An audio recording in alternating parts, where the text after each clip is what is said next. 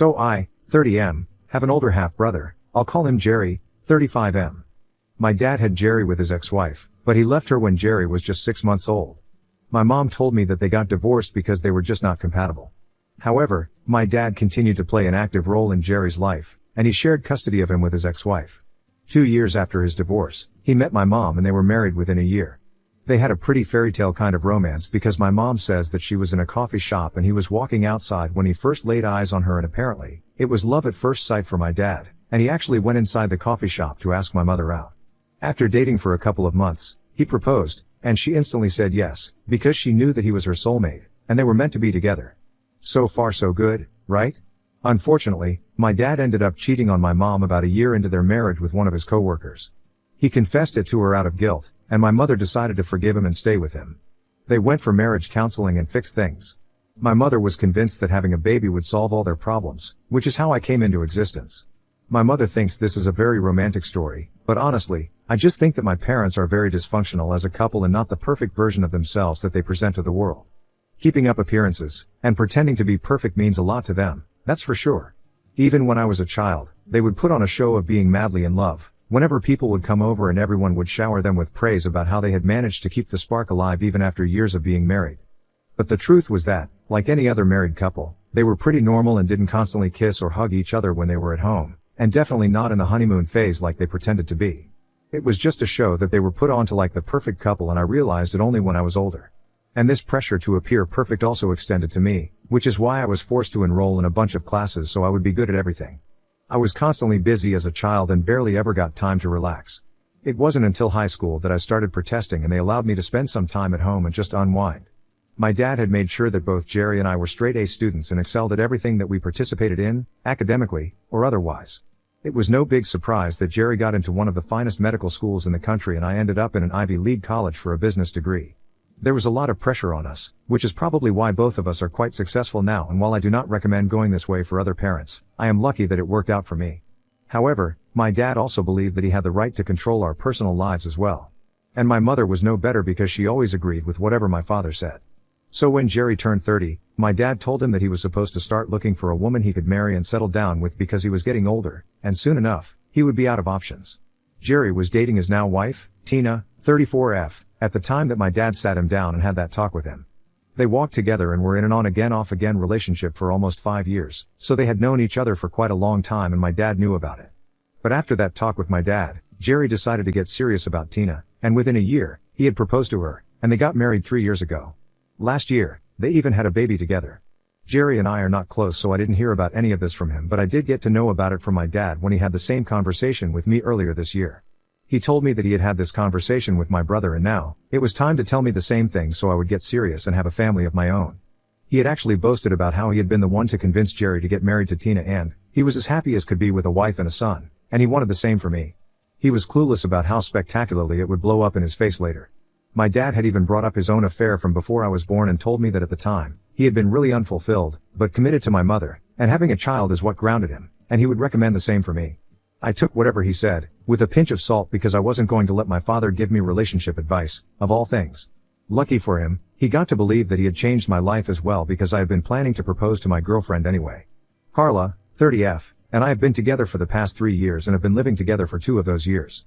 So, I had been planning to propose to her anyway, and 2 months after the conversation with my dad, I finally did it on the day of my birthday. And she accepted it and we got married 3 months ago. I thought it was all going well, but obviously, if it actually was, then I wouldn't be here. Carla and I, like I said, had only been married for 2 months, but unfortunately, I had to file for divorce about a week ago after I found out that she had been having an affair with Jerry ever since we got engaged. It was a huge shock to me, and I wouldn't even have found out if I didn't accidentally stumble upon her burner phone. I couldn't find some piece of clothing that belonged to me, and I was looking for it all over the house. She was not at home at the time, and I thought that maybe she must have kept it with her own clothes accidentally, so I decided to go through her clothes as well, and when I was going through them, I felt something in one of the pockets of a particular pair of jeans. I took it out and found another phone. It was not password protected, thankfully, and there was only one text thread on it. I noticed that the phone number looked familiar, and sure enough, it was Jerry's phone number. I was horrified, and yet, I continued to scroll up. The chat started about 3 weeks after I had proposed to her, and they were really flirting back and forth like 2 teenagers. They had confessed that they were in love with each other a few months after our engagement, and both of them were promising each other that they would stick it out no matter what. The plan was to stay with their respective partners until my nephew turned 5 and didn't need his mother as much as he would right now. And then both of them filed for divorce and came clean to me and Tina about the affair. Jerry would get shared custody of his son, and they would leave us, so they could be together. I was horrified to read all of that, and even more so when I realized that the two of them were planning to carry on this farce for 5 years.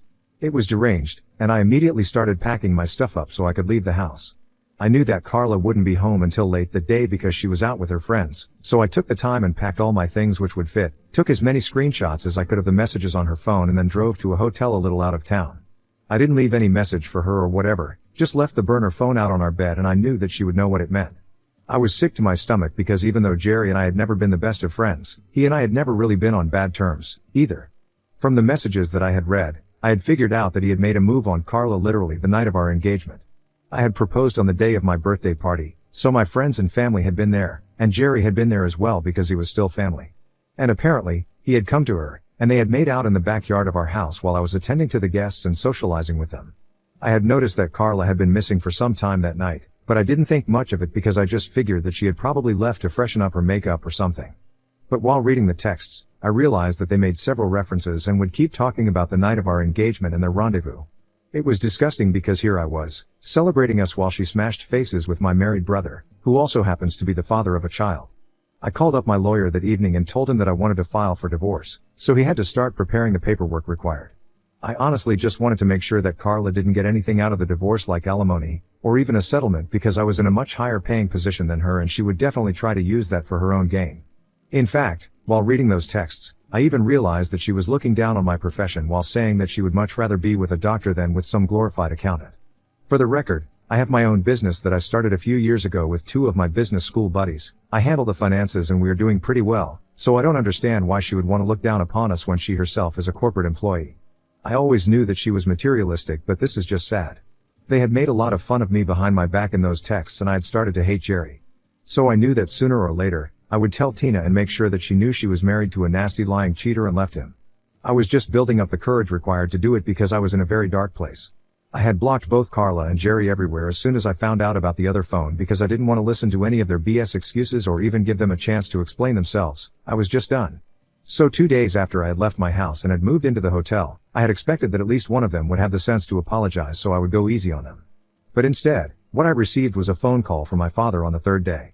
He started off by telling me that he had heard about the affair since Carla had found out that I knew as I had left the phone out on the bed and she had contacted Jerry to talk to him about this because I wasn't answering her calls and she didn't know where to find me. And Jerry couldn't get to me either, so he talked to my dad and my father finally was able to reach out to me. He told me that he was sorry that this had happened and I thought that he was being understood, but just after he said that he felt really bad about what was happening to me, he told me that he would really appreciate it if I kept this all to myself and didn't talk about it just yet. I already knew the answer as to why he wanted that, but I still asked him and decided to record what he was about to say. He told me that he had talked to Jerry and both of them were afraid of the same thing, that I would talk to Tina and tell her about his affair. My dad told me that since I was not willing to speak to Jerry and had blocked him, he felt like it was his responsibility to tell me that neither he nor my mother wanted me to tell Tina about this. They said that unlike me, Jerry had to think about a child, and it would ruin his life if I told Tina that he had been cheating on her with Carla. Tina came from a very well-connected family and it was likely that she would use her power and influence to make sure that she had the most sway in the custody arrangement, and Jerry just couldn't bring himself to accept it. So, through my dad, all of them were requesting me to keep my mouth shut and not tell Tina the truth. They even said that they had spoken to Jerry and had made him promise that he would stop seeing Carla and if I wanted to, I could patch things up with my wife and make it work because that's what my mother had done and their marriage had turned out to be beautiful, in spite of my dad's mistake. So my parents thought that I should go the same way and forgive Carla and Jerry for their stupid little mistake because both of them were really sorry. I thought it was a bold move from my parents and Jerry to try and convince me that it was not a good idea for me to tell Tina about the affair, especially after he had screwed me over without batting an eye. I couldn't believe that they even had the audacity to expect that I would agree to this and instantly hung up because I was done recording and I didn't even want to entertain the conversation or dignify it with a response. I was fuming because I knew that my parents had always cared deeply about how they appeared to other people. But this was madness and there was no way that they were actually expecting me to keep my mouth shut. I wish I could say that I was surprised, but the cheating apple doesn't fall far from the cheating tree, so of course, my dad wanted me to keep quiet and not breathe a word of this to Tina so Jerry could get away with all of this. They wanted me to brush it all under the rug and go back to pretending like everything was fine, solely for the sake of keeping up the appearance that we were a perfectly normal and functional family for other people. And to suggest that I forgive Carla and Jerry and patch things up with her so everything can go back to normal and we can carry on like this never happened requires some real guts. I was furious that they had thought that saying this would be a good idea, and in the heat of the moment, I decided to text Tina out of anger and get back at Jerry for what he had done to me. I reached out to her through text and told her everything that I knew, including that Jerry had asked my dad to instruct me to keep all this a secret from her. For good measure, I also added the screenshots that I had taken of the messages that I had found on the burner phone, and then I turned my phone off. I didn't want anybody to be able to contact me because I knew that things were going to go down now and I didn't want any part of it. A couple of hours later, when I thought it was appropriate, I finally turned my phone back on, and I found that it was full of messages and missed calls from my family. Everyone was really mad at me, but I only cared about what Tina had to say about all of this. So the first text that I checked, after turning my phone back on, was hers. She hadn't said much, just said that she was thankful that I had chosen to help her out and tell her the truth and that she knew what to do now. It sounded a little ominous, but I soon found out what she meant by that from the other text messages. Everyone, and by everyone, I mean, my mom, my dad, and a couple of other family members, was clamoring about how Tina and Jerry got into a huge fight after I sent that message and that Tina had left to go live with her parents with their son in the aftermath of the fight. It has also become abundantly clear to me that divorce was very much on the table for them, and Tina might file for full custody, which was not good for Jerry because she would definitely try her best to cut his time shorter with his son, even if he does get shared custody. And I don't know why, but my family is blaming me. If they didn't want any of this to happen, they probably should have taught Jerry not to cheat, but they didn't, so this is on him. I received a lot of angry messages and have been for the past couple of days, ever since I sent Tina that text and she left him. I think it's really unfair that everyone is blaming me, but it's even more unfair to claim that, apparently, I ruined a happy family. I don't even understand where that is coming from, because if they were such a happy family, then Jerry wouldn't cheat. But whatever, I know that I'm right, but I still feel kind of weird because I've heard that Jerry is really miserable now and I don't feel comfortable that he might not get full custody. With Carla and I, it's fine because we didn't have kids, but for them, it's kind of different. Ida for telling my brother's wife that he was having an affair with my wife? Update 1. Okay, so it's been close to a week since I sent that message and Tina left the house and things have become relatively quieter now. In the sense that nobody is constantly messaging me and reminding me that this is all my fault. Mostly because I have blocked everyone. I really don't need that sort of negativity in my life anymore. The only person that can still contact me is Carla, since I unblocked her because the divorce proceedings are about to begin, but she is using that window to try and talk to me and explain that she wasn't thinking straight and that she is apologetic for cheating on me. I don't know what she hopes to accomplish with this, but it's not really working. I don't feel bad for her, I don't even feel bad about what is happening. I think it's great that she cheated because it just saved me from wasting my time with her. I can't imagine being married to her for a year or more and then finding out that she had been cheating on me all along. Or worse, letting her plan succeed, and then being together for 5 years before finding out that she had been having an affair. I'm trying to put a positive spin on this and trying to come to terms with the fact that she was never the right one for me. Because somebody who can agree to marry me and then go make out with my half-brother, that person can never be my soulmate. I was wrong about her and I'm glad that I was. I'm still living in the hotel, and nobody has been able to find me yet, which is something that I'm really thankful for because I don't know what I would do if they were able to track me down. I know it's only a matter of time before they do find out, since there are not many hotels in this area, and they know that I'm not in any of the places in the city. I've been working from here and it's been lonely and strange, but there's not much that I can do about it. The only thing that I hope works out for me is the divorce. She has already been served, but she hasn't responded to it yet, and I guess she's probably just holding out hope that I might change my mind because of her consistent begging. It's optimistic of her, but it's not going to happen. Update 2. Hey, guys. So, 3 days since the last update, and sure enough, my dad and Jerry were able to trace me. They went through every hotel in the city and realized that I wasn't in any of them, so they started looking for me outside of town and found my car in the parking lot of this hotel. I had already informed the front desk staff that if somebody came looking for me, they were not supposed to tell them that I was here, and so when my dad and Jerry confronted them about it, they said that nobody by my name was here in the hotel. But my dad and Jerry had already seen my car in the parking lot, so they knew that the staff were lying and started throwing a tantrum in the lobby itself. They started screaming and hurling cuss words at other receptionists, and they were forced to call me down to deal with this mess. Once I came down, security escorted both of them outside, and I went out to talk to them. I had no idea what they even wanted to discuss with me because the damage was already done, and Tina knew the truth. My dad and Jerry told me that they had come up with a solution and a way for me to make up for what I had done. They told me that I was going to be called to testify against Tina in court, and all I had to do was say a few things to make Tina look like an unstable wife and mother, which is why Jerry cheated on her, and that way, Jerry would get full custody. They told me that things were not looking good for him because along with the cheating, Tina also had a lot of other complaints against him that made him look like a bad father. Like he was mostly not at home, but now she knew that he was out with Carla. And then there were other things, too, like he claimed that he loved his son, but he would never do anything for him. All the baby duties, like changing diapers and feeding him, fell to Tina, and no matter how much requested him, he would just not do it, because he would always claim to be too tired. Not only that, he would also not do any of the chores around the house, and while she had been fine with doing it all herself before the baby, she couldn't do it anymore and she wanted to just get the heck out of this marriage. And honestly, I don't understand why they thought that telling me this would work. It just convinced me that I did the right thing and that Tina was better off without him. Besides, it was entitled of them to expect any help from me at all after screwing me over. Especially when it came to something like this, they wanted me to lie about Tina, so that they would get full custody. I mean, it was ridiculous to even expect that I would agree to do it. I told them that I didn't want to do it and that they meant nothing to me, so I didn't have to make up for anything. Then I walked away without even bothering to wait for a response because I knew that they could change my mind about this. I also instructed the security person to have them thrown out because I did not want them anywhere here and I mentioned how dangerous they were. So that was enough. They got kicked off the hotel property but I still had to apologize for their behavior. The only reason they didn't get the cops called on them was because they didn't want any bad press associated with them, otherwise, they definitely would have called the police and had my dad and Jerry arrested. Update 3. So it's been 2 days since Dad and Jerry showed up at my hotel. I haven't heard back from them after that but Carla has been texting me a lot more now.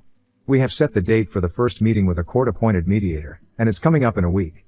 She isn't even contesting the divorce, so I don't know why she keeps texting me. I haven't even opened her chat because I don't have the bandwidth to deal with all of this drama anymore. I know it'll just be the same old, I'm sorry, I shouldn't have done this to you. If you ask me, it's all BS because if she really was sorry then she would have tried to at least make more of an effort to contact me. She would have called me, at the very least, because she knows that I'm not much of a texting person. Or better yet, she might not have cheated at all if she knew that I didn't deserve this. Up until a few days ago, she was limiting herself to 2 texts per day but right now, she's texting me almost every hour. I just haven't found the energy or mental strength to open the chat and see what she has to say, but I think I'll do it soon because it might be something important. Update 4. Alright, so this update is coming just 2 hours after the last one and I know it's pretty soon but I checked the messages that Carla had been sending to me, and I found out that she had apparently ended things with Jerry. They had a discussion recently, and she found out that for him, things had been purely physical and all the promises that he had made to her were all things that he just said, for the sake of it. She's obviously very disappointed about it, because she, unlike him, but serious about them, had actually started falling for him. She told me that she was very sorry about everything that you had put me through and that to make up for it, she was not going to be contesting the divorce or even trying to get anything as settlement or alimony, because she knew that she didn't deserve it.